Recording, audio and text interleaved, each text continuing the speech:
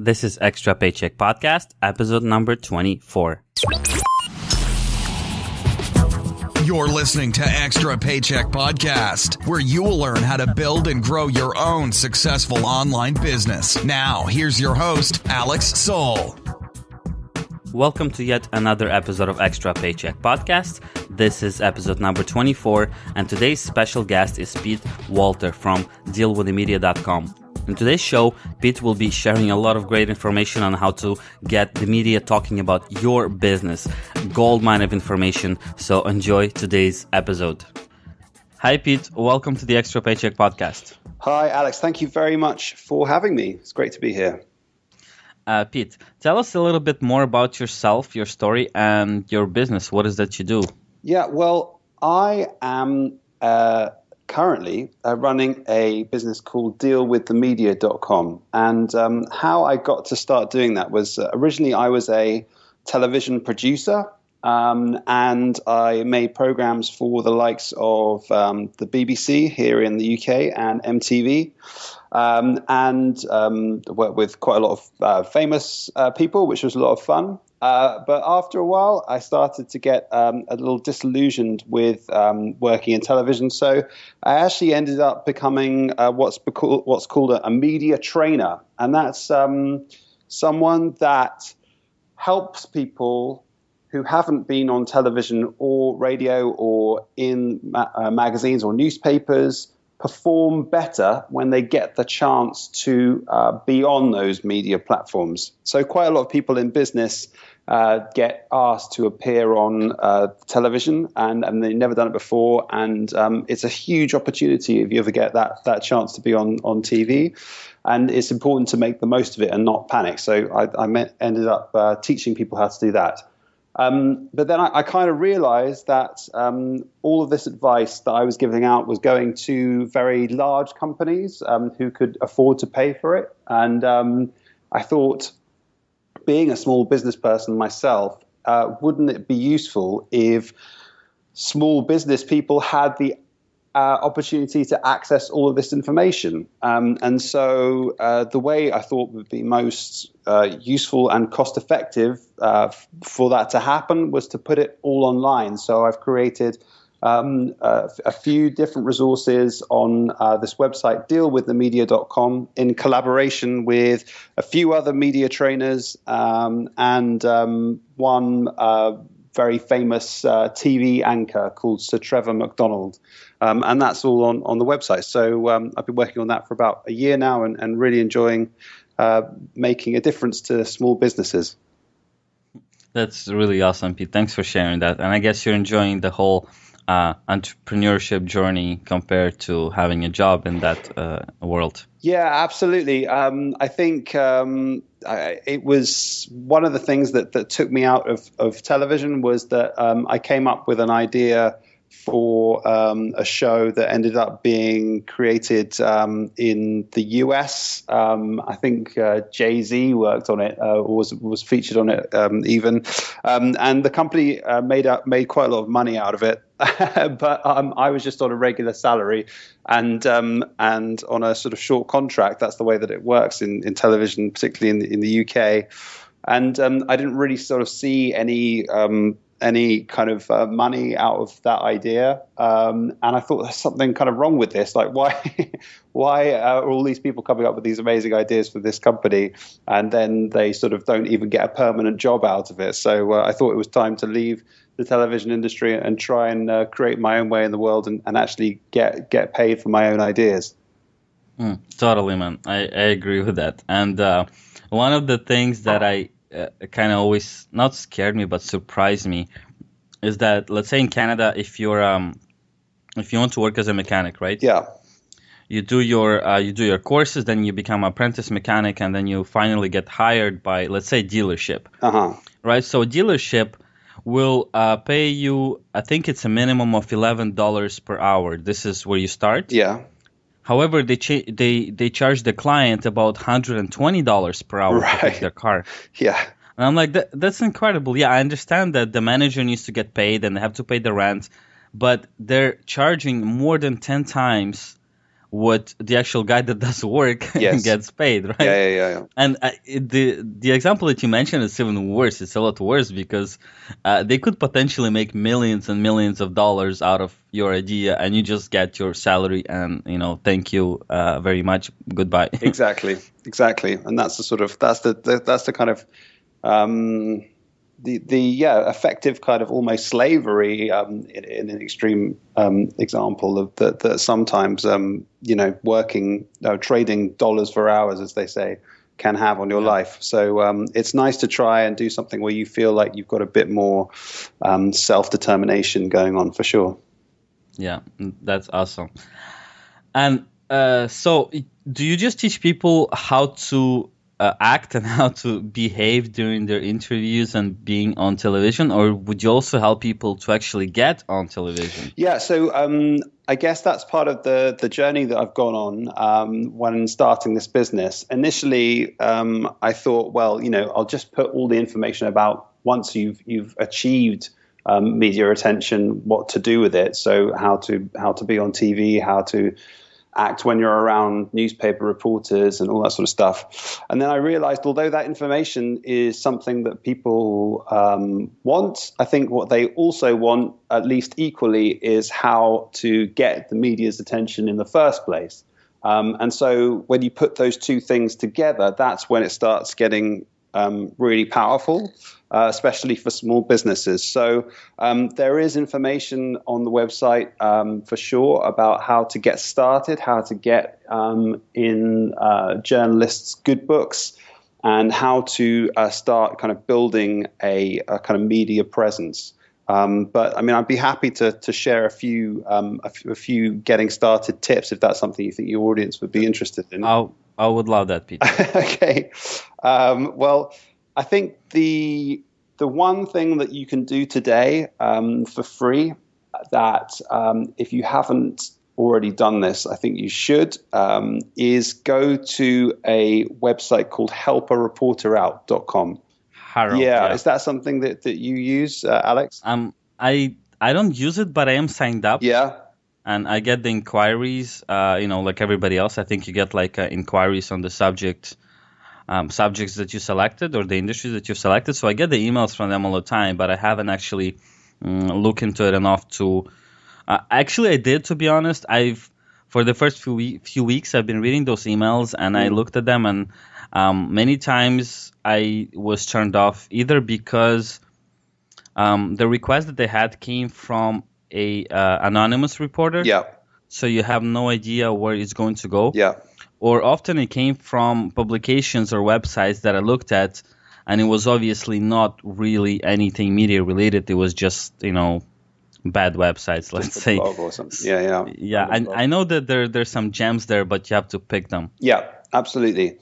Yeah, anyway, keep going. No, but I think why I think it's worth it is because first of all, it really gets you used to kind of the mindset that reporters have and the kind of things that they're looking for and how you can respond to those queries. So, I mean, one of the sort of the biggest lessons I think to teach anybody who's starting out in getting media attention is that in general, you are not going to be the story. You're not going to be the sort of the big subject of a story when you're first starting out.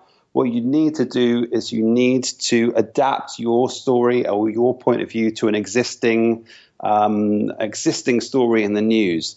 And that's the way that you can kind of jump on the media bandwagon, as they say, and get some mentions in mainstream media. And by kind of seeing what is on these Harrow emails, these helpareporterout.com emails, you can kind of get a bit of experience in doing that and a bit of training in kind of adapting your message to what journalists are looking for. But also, I have to say that in my experience, I've been responding to these Help a Reporter Out emails and also some other ones that you can sign up for. Another one is a website called journorequests.com.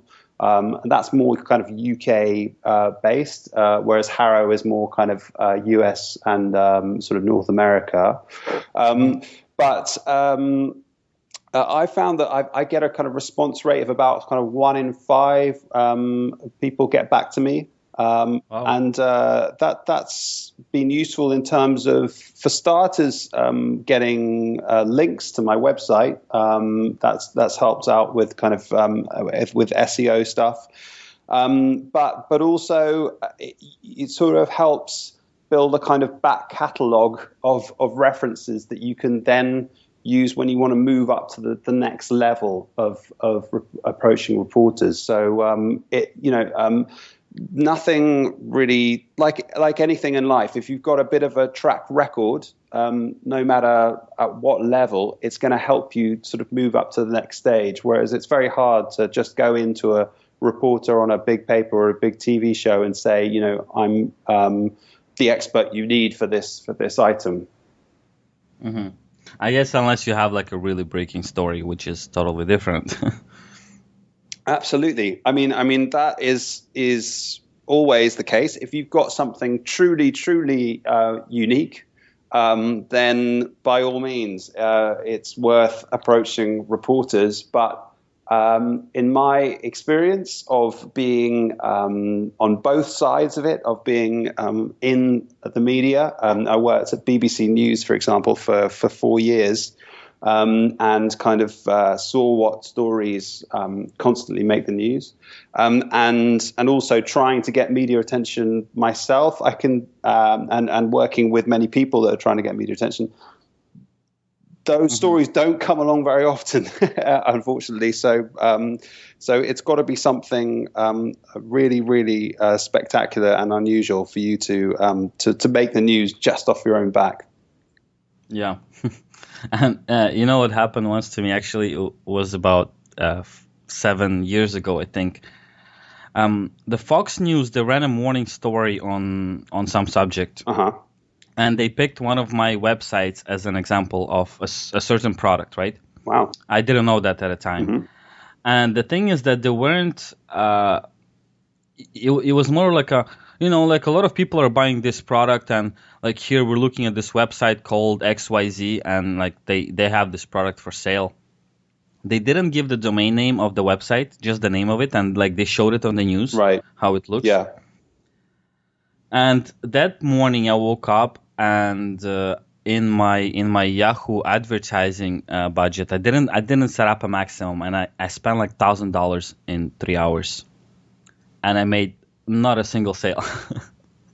Really? I was really pissed off because, usually I would spend like $20-$30 a day on ads on Yahoo back then, right? So I didn't even think of setting up a limit. Uh-huh. And I lost $1,000 simply because the news mentioned it. Yeah. And people didn't necessarily want to buy the product, but they wanted to see what it was. Right. So people started searching it, and for some reason, it was on Yahoo, not on Google, because I was running ads on Google as well. But I guess the audience that story appealed to were more like Yahoo users, right? Yeah. So they started looking it up, and of course they started clicking on my ad instead of for organic result. Yeah. So I lost all this money. Yeah, I got like thousands and thousands of clicks. Yeah. I didn't make a single sale, and I contacted Yahoo, and they were nice enough to credit the money back to me, and they told me, look, be careful, set up a maximum spend. Yeah. Oh, that's good. But just the thing that it wasn't even like, national Fox News. It was like some affiliate of Fox News. It was a smaller channel. Yeah. And yet it got so much traffic. I was like, that could be incredible. And a lot of people listening to this podcast today, most of you are interested or already have an online business. But that doesn't make that big of a difference. I think it is easier to get on the news if you have a local company in your own city. But even if you have just an online business that's open to anybody in the world, you could still get on the news because they're always looking for some kind of stories and examples and help. So if you have an online business, it doesn't mean that you can't be on the news. Absolutely. I mean, I think a lot of online businesses, I imagine that your audience run are designed to help people or solve a problem for them. Would that be right? I mean, yeah. So, I mean, the thing that the journalists are constantly looking for is human interest stories. And a big secret for a small business or growing business entrepreneurs to get their business on the media is to feature not themselves, but sort of success stories of their clients, particularly, or the people that use their service, particularly if that's a sort of a growing trend.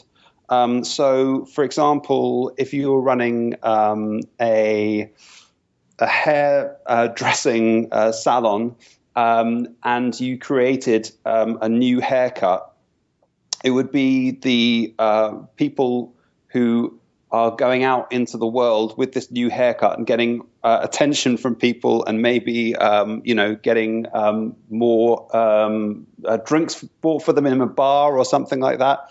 That can they themselves need to appear on the media or be available for interview, and a journalist will be more interested in hearing the stories of how a product or a service has changed someone's life than hearing directly from the person that has created the product or the service, if that makes sense. So I think when approaching the media, that's always something to bear in mind, that you need to sort of constantly be paying attention to the success stories and really the sort of stories that have the kind of emotional pull that will interest a journalist.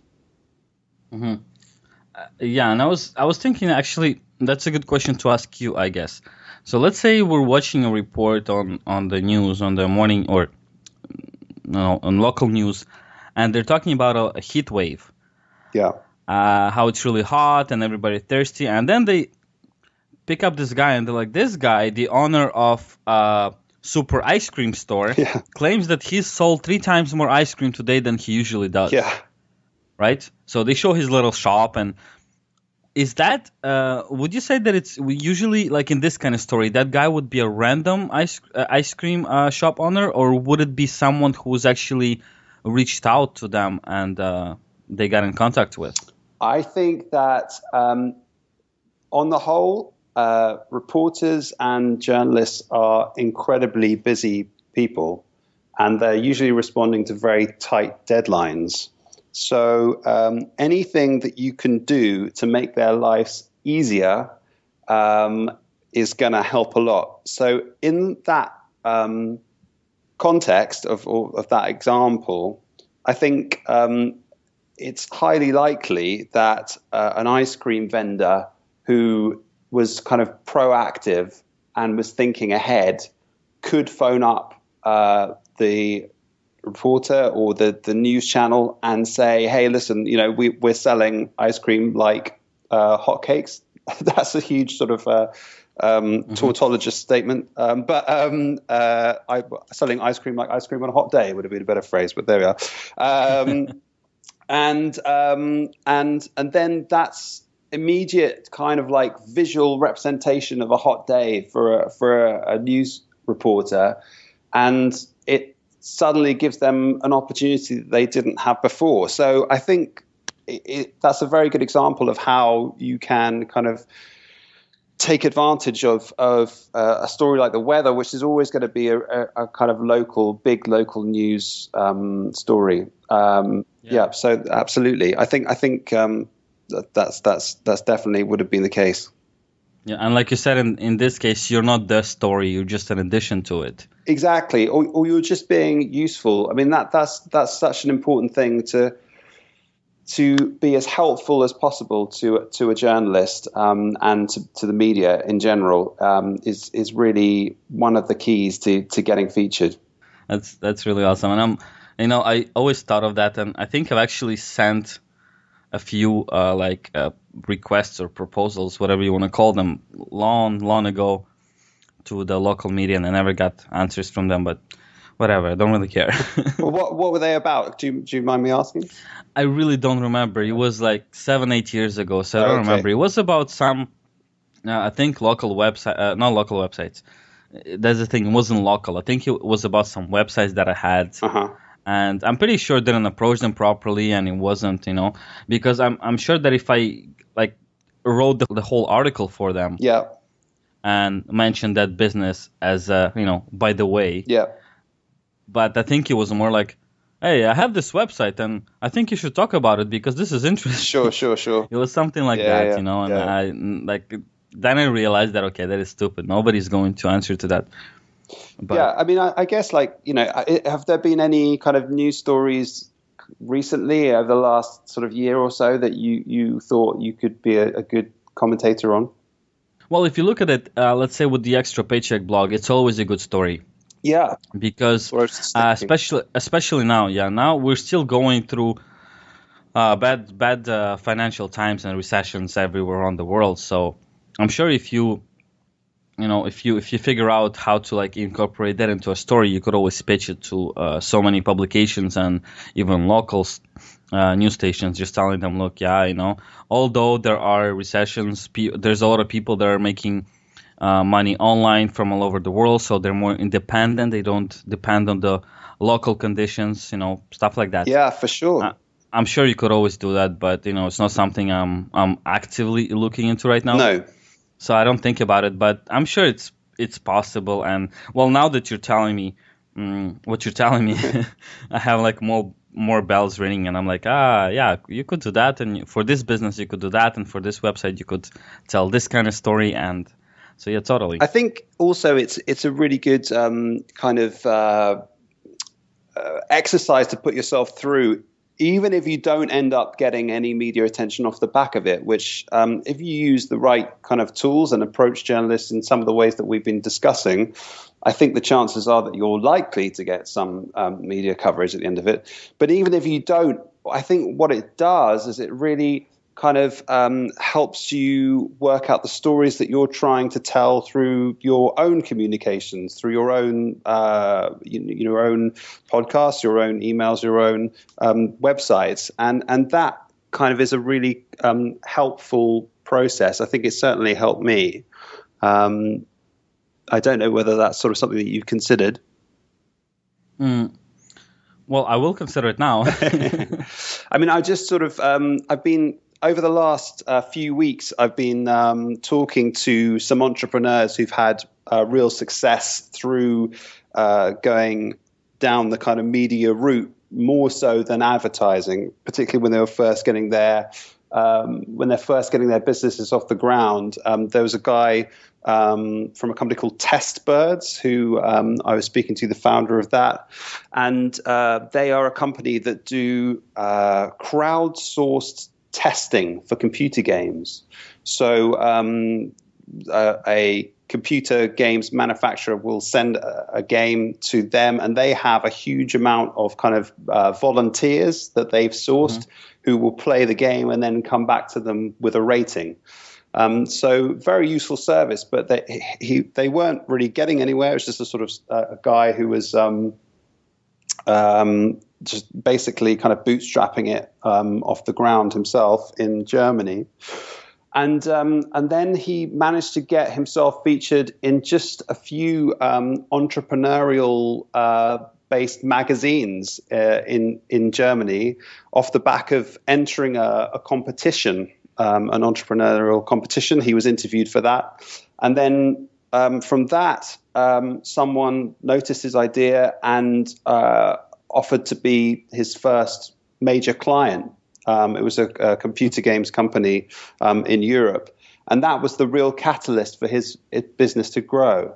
So that was sort of something which kind of showed him the real power of the media. And now since then, he's sort of got 3 people working full time just on PR, and they don't advertise whatsoever. And he just is totally convinced that that strategy is the best way to go. But I think you've got to have a little bit of a break to begin with, but hard work definitely makes you more lucky, as I'm sure you know. Yeah, that is actually a pretty cool story. Also, when you sent me an email at some point, you mentioned that you could share maybe a case study of someone making, someone who built a 6-figure business. Yeah. Solely based on appearing in the media. Yeah. Absolutely. Could you share a story like that? Yeah, sure. Again, it's another case study that I'm going to feature on the website dealwiththemedia.com shortly. That I've been collecting these case studies with entrepreneurs that have had great success through the media and recording videos with them. And this guy is actually someone that I met when I used to work at BBC News. He's called Henry Pryor. And he's an estate agent. He sells, used to sell houses, but he just started a business a few years, I think it's 7 or 8 years ago, where he buys houses. That's all he does for clients, for wealthy people. He sees opportunities largely in the London property market, and buys property for them as kind of, I think, largely investments. So it's quite sort of high-end stuff. But what he did was that he predicted that the UK property market had hit its highest level. And it was back in 2007, just before the financial crisis hit. And at that stage, the property market was really kind of rocketing in the UK. And no one else was saying that it was going to stop. Everybody thought it would just go up for forever and ever and ever, and we would all be making, hundreds of thousands of pounds in our houses and flats and so forth. But he said the opposite, and that is again a very, very useful thing to do if you're ever going to approach the media, is to try and make a case for the opposite thing that everybody else is saying about your topic or niche. And as it happened, Henry was proved right that the financial crisis came and property prices started plummeting. And actually, they've never really got up to the same stage as they were back in 2007. But off the back of that one prediction, which he sent into one newspaper, the Financial Times here in London, they printed his quote. And then a couple of days later, he was phoned up by the Today Show, which is the biggest speech radio morning program in the UK. It has a listenership of about 4 or 5 million people. Wow. And he was asked to come on there and report the same story again, which he did. And from there, he just got asked regularly to appear on the BBC News. And by the time I started working for the BBC, he would come in, I reckon, about at least once a week to talk about what was happening in property. And for a few different reasons. One, he's incredibly reliable.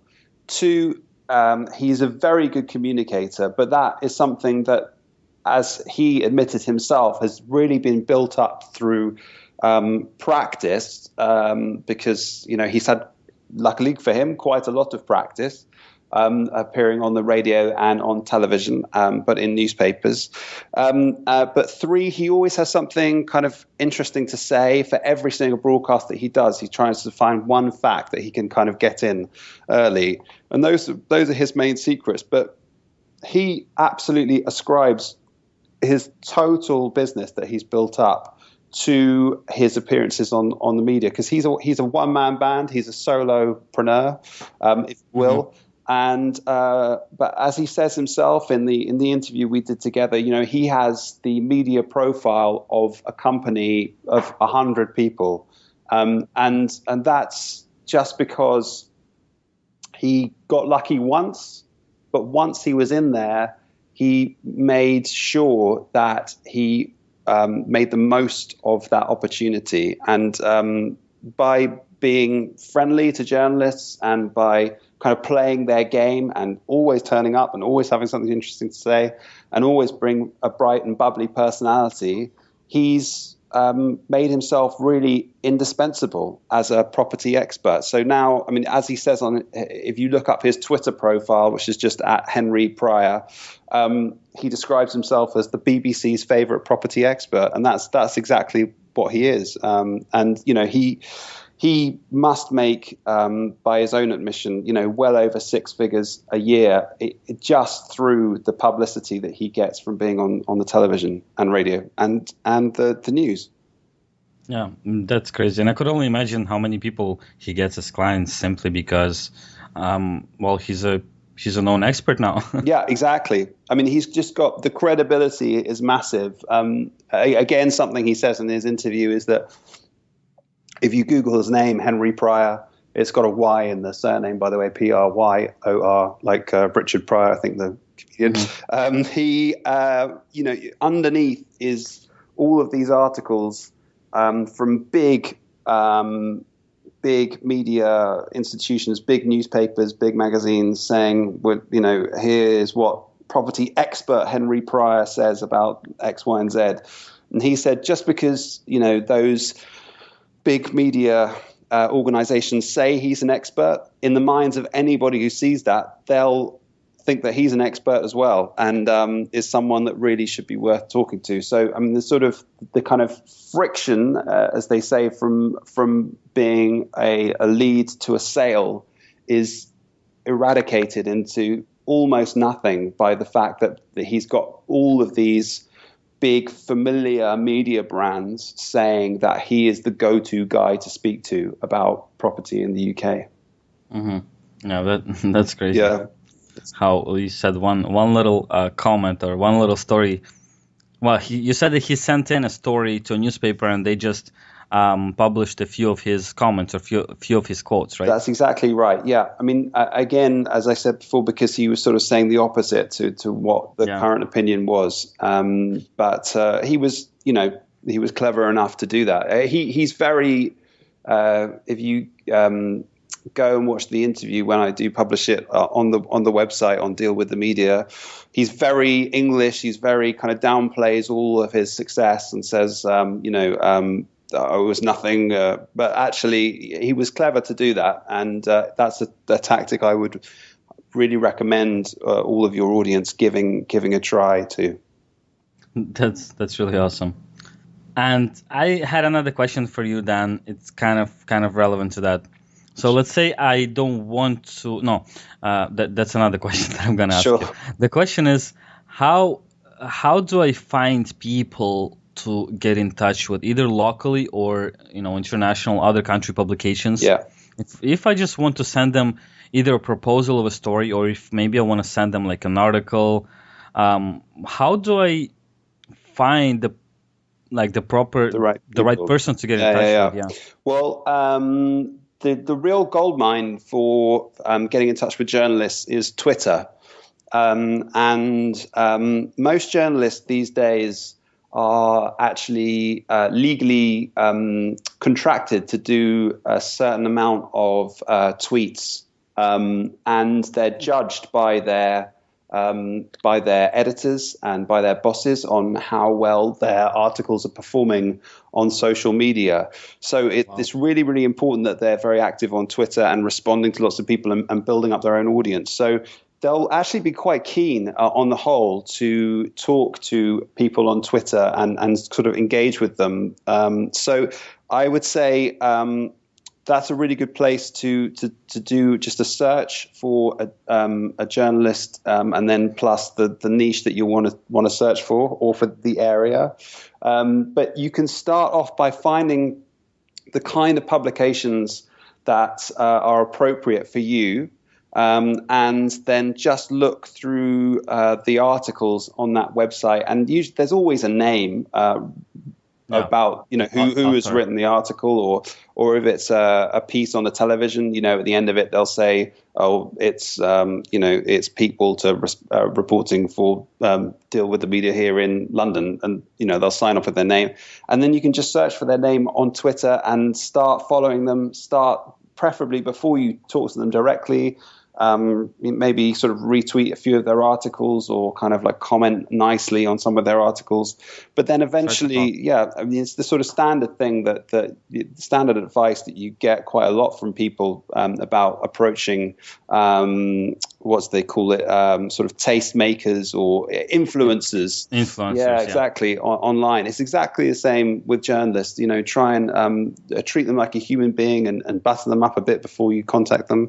But in my experience, they're very open to talking, because at the end of the day, they need you as much as you need them. That's great advice. And actually, to be honest, I didn't even think of that. But I use Twitter. I don't like Twitter, to be honest. Yeah. But I use it often to get in touch with people that I normally wouldn't be able to get in touch with. Yeah, it's very good for that, for sure. Yeah, and yeah, if you kind of just try to build a relationship with them on Twitter, like you said, you retweet, you reply, you comment on their tweets. Eventually, they will, even subconsciously, they keep seeing your name popping up, right? Exactly. So when you reach out to them personally, even with like a stupid question, as in not stupid question, but I mean something like, how could I get in touch with you? I have this amazing story that you could be interested in, whatever. Yeah. Chances are they will send you their email address by private message, because, well, like you just mentioned, you're there, they keep seeing you, and they're like, well, okay, that's great. Exactly. No, exactly. What Yeah. I mean, I think Twitter is sometimes almost populated exclusively by journalists. So I'm not surprised that you're you don't sort of use it so much. But I can't stress enough how much of a kind of goldmine for contacting journalists Twitter can be. Yeah, that's a really good source for contacting people most of the time. Yeah. And yesterday I installed, for the very first time, the Periscope on my phone. I don't know if you've heard of it. I have. Do you know? I was just funnily enough, I did exactly the same thing. I've just installed it yesterday. So yeah, I've heard of it. It's going to be interesting to see how that works. Have you done any scoping yet? I haven't done any broadcasts, but what I did is that I stumbled upon a broadcast from one of my, I would say, online business icons. I don't know how you call it. It's like my inspiration, Pat Flynn from Smart Passive Income. Oh yeah. And he was doing, I think he was doing like the first Periscope yesterday. I'm not sure if it was his really first one or not, but he has like thousands and hundreds of thousands of followers, and it's really, really hard to get his attention or to get in touch with him. Yeah. And it was really cool about Periscope, let's say, that he was basically doing a video tour of his office. And how Periscope works, that you could send messages to this person like live while they're talking. And by the way, everybody sees these messages. Okay. So they're public. And what he would do, he would read the messages out loud, and he would respond to your questions. Wow. So it's really it's kind of an easy way. Well, like, let's say Periscope is brand new, so it's one of the easy ways to get in touch or to get like a direct answer from someone who might be really big, or like you said, influencer. Yeah. And you can't get an answer from them by email, because that person just gets like hundreds of emails every single day. Yeah. But when you jump onto something like that, I think they're more inclined to answer because it's public, and the same thing goes for Twitter. Yeah. If you keep tweeting at that person, they're more inclined to answer because everybody sees the tweet, and people are like, well, why is he never answering? Did you ask a question to Pat, by the way? I asked him a few questions, and I got answers to all of my questions. You did? Fantastic. Oh, great. Yeah, I think that his highest point, he had 300 people on it. Yeah. At the same time, so obviously he didn't answer all the questions, but he tried to answer all of them. Yeah, that's fantastic. And yeah, it was cool. Actually, Pat is one of the reasons I started this podcast. So yeah. No, he's a remarkable guy, isn't he? He's had a huge amount of success.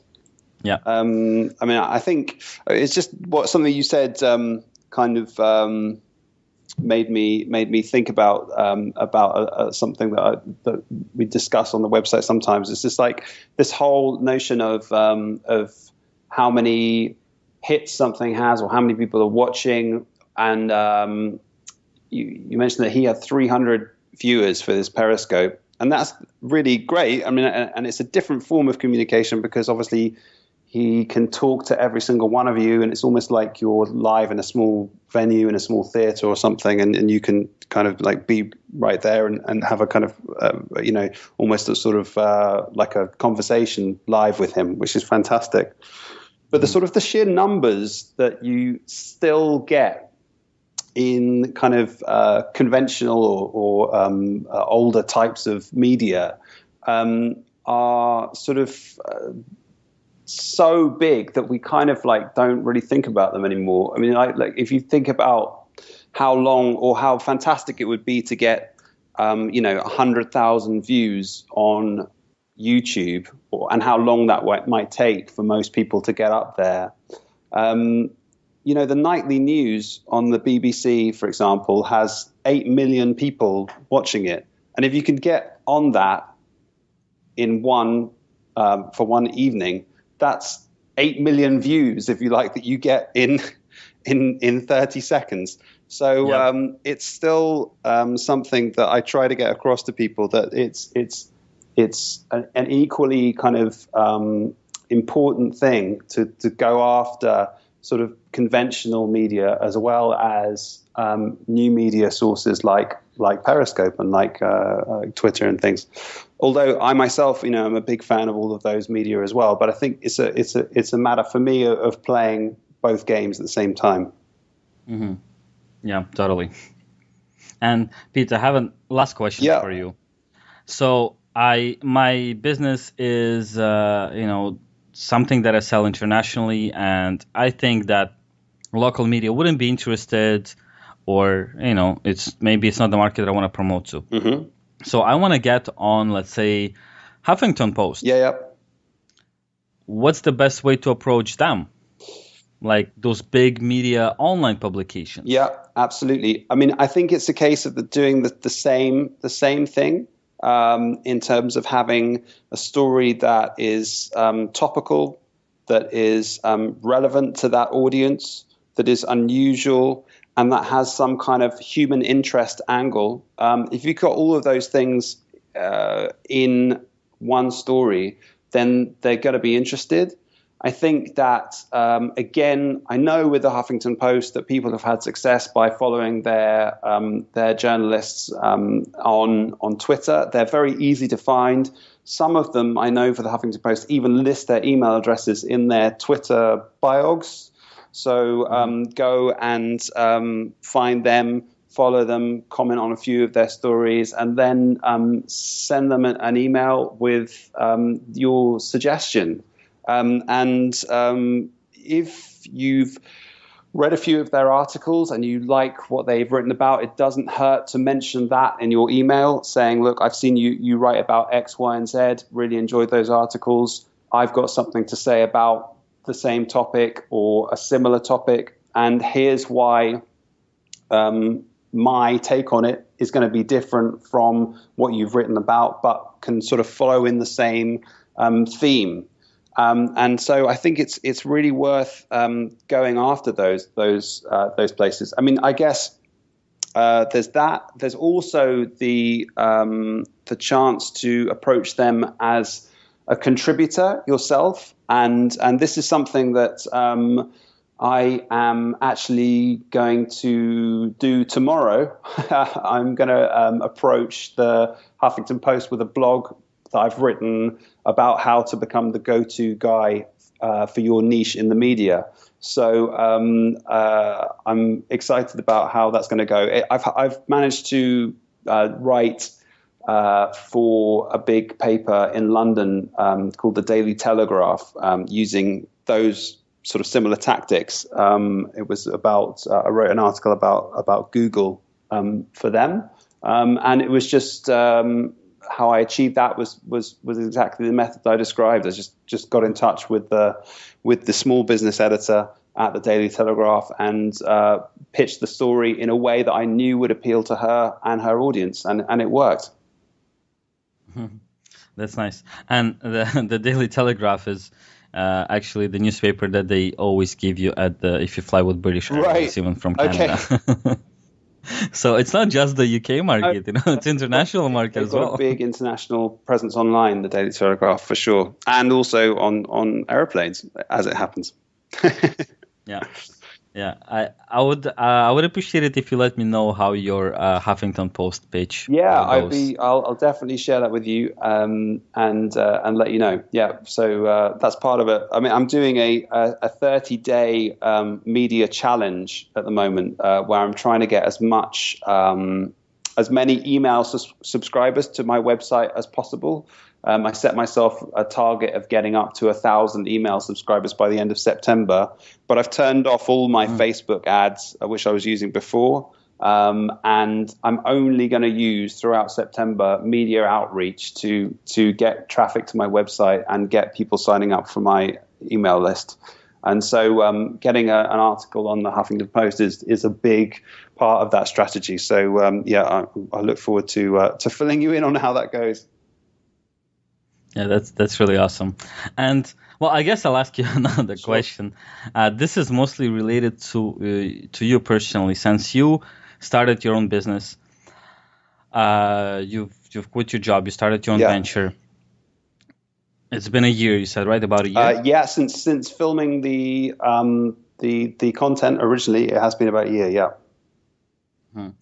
And so in that year, from things that you've learned, what would be your most important and biggest advice to any beginner entrepreneur who just starting a business who simply wants to start a business? Yeah, I think the biggest probably mistake that I made was I had this media training company and I wanted to put the advice from that online. And I did that. And then as we kind of established at the beginning of this episode, I kind of realized that was valuable advice, but what people also wanted was advice about how to get media attention in the first place. And I hadn't created anything about that whatsoever because I thought that wasn't part of the package that people would necessarily be interested in. So I think what I should have done is a lot more market research and asked around a lot more before I got started, because I think that would have saved a huge amount of time. And I've only really created the resources to do with getting media attention in the last kind of sort of 4 or 5 months. And those have proved to be very popular and have led on to kind of sales of the whole package together. And I think that... I think I just sort of jumped into it a bit too quickly. And speaking to other entrepreneurs, because I sort of speak to other people in a sort of similar space to swap ideas and something on occasions, and that is something that seems to crop up as a familiar mistake that people make. But listening to as you grow your audience, listening to what they want to have and what they say and the way that they comment on the stuff that you bring out is hugely important. And just keep your ears open all the time and keep giving people the stuff that they want. I think that's super important. So know your audience and do your market research. Yeah, in advance. I think it will save you a huge amount of time and, in my case, money. Yeah. Thanks for this advice. And I think it was Tim Ferriss that gave this example of market research. He said, let's say you have this product idea and you go to like 20 of your friends and you tell all your friends about it. And all your friends will be like, oh, wow, this is an amazing product. I would love to have one. He's like, that's not market research. That's your friends telling you that it's interesting. He's like, but when you tell those friends, okay, give me $30 and I'll provide you the product once it's created. He's like, and if all of them will give you the $30, he's like, yes, that's market research. Right. It's a good product. He's like, but in most cases, all your friends will be like, well, yeah, but I don't really need it. It's not really my kind of thing. He's like, no, that's not market research. That's bad. Yeah. No, I think that's incredibly valuable advice. All right, Pete, thank you so much for sharing all your advice, experiences, and tips. And thank you for being on the show. That's absolutely my pleasure. I mean, just before I go, I've set up a little page at dealwiththemedia.com/ Paycheck, which has, if your audience goes to that URL, there's a list of 12 resources that I've put together that PR companies use every day to get massive publicity for their clients. There's sort of 12 websites. Most of them are free that you can go to, and they're tools that you can use, and they'll really, really help kickstart your journey towards getting a lot of publicity through the media. So I'd recommend going to that URL. Thank you so much for sharing that with the audience. I'm sure people will appreciate it. And is that Paycheck spelled the French way or the American way? It's the same way as your website. So Paycheck. Paycheck. I think there's like 5 ways to spell the word paycheck, which actually all work, apparently. All right. So thanks for that. And I will be also sharing that link in the show notes for today's episode to make it easier for people to find. Thanks for being on the show once again. Great pleasure. Thank you. Thank you for tuning in to another episode of Extra Paycheck Podcast. I hope you enjoyed today's show.